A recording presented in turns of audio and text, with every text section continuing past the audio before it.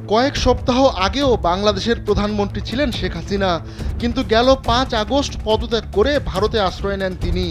এরপর থেকেই চরম গোপনীয়তা ও কড়া সুরক্ষার মধ্যে ভারত সরকার আপাতত তার থাকার ব্যবস্থা করেছে। কিন্তু শেখ হাসিনার ব্যাপারে কি চূড়ান্ত সিদ্ধান্ত নেওয়া হবে সে বিষয়ে ভারত আনুষ্ঠানিকভাবে কিছুই জানায়নি। এরই মধ্যে গেল সপ্তাহে শেখ হাসিনার অফিসিয়াল পাসপোর্ট প্রত্যাহারের সিদ্ধান্ত নেয় বাংলাদেশের অন্তর্বর্তী সরকার। এ অবস্থায় ভারতে শেখ হাসিনার অবস্থানের বৈধ ভিত্তি কি সে প্রশ্ন উঠতে শুরু করেছে। ভারতের শীর্ষ পর্যায়ের সরকারি কর্মকর্তা ও বিশ্লেষকরা যে আভাস দিয়েছেন তাতে এই মুহূর্তে শেখ হাসিনাকে নিয়ে ভারতের সামনে কার্যত ৩টি রাস্তা খোলা আছে। প্রথমটি হলো শেখ হাসিনার জন্য তৃতীয় কোনো দেশে আশ্রয়ের ব্যবস্থা করা, দ্বিতীয় রাস্তাটি হলো শেখ হাসিনাকে রাজনৈতিক আশ্রয় দেওয়া, আর তৃতীয় পথটি উপযুক্ত পরিবেশ সৃষ্টি হলে বাংলাদেশে শেখ হাসিনার রাজনৈতিক প্রত্যাবর্তনের চেষ্টা করা। ভারতীয় কর্মকর্তা ও পর্যবেক্ষকদের একটা অংশের বিশ্বাস, দল বা রাজনৈতিক শক্তি হিসেবে আওয়ামী লীগ এখনো ফুরিয়ে যায়নি।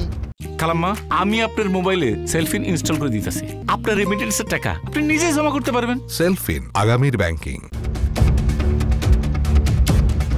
সব দিক বিবেচনায় ভারতের কাছে অপশন হিসেবে প্রথমটাই সেরা।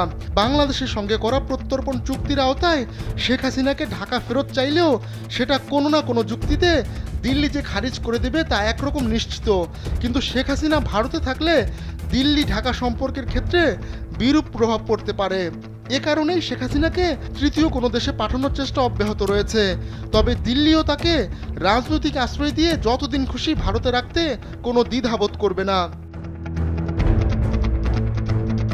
শেখ হাসিনার যুক্তরাজ্যে যাওয়ার প্রস্তাব প্রথমেই বাধাপ্রাপ্ত হওয়ার পর সংযুক্ত আরব আমিরাত, সৌদি আরব ও ইউরোপের দু একটি ছোটখাটো দেশের সঙ্গে ভারত কথা বলেছিল, যদিও এসব আলোচনায় তেমন একটা অগ্রগতি হয়েছে বলে খবর নেই।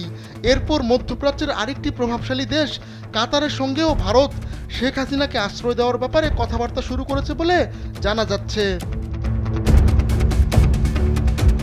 তবে শেখ হাসিনা নিজে এখনও কোনো দেশে লিখিত আবেদন করেননি।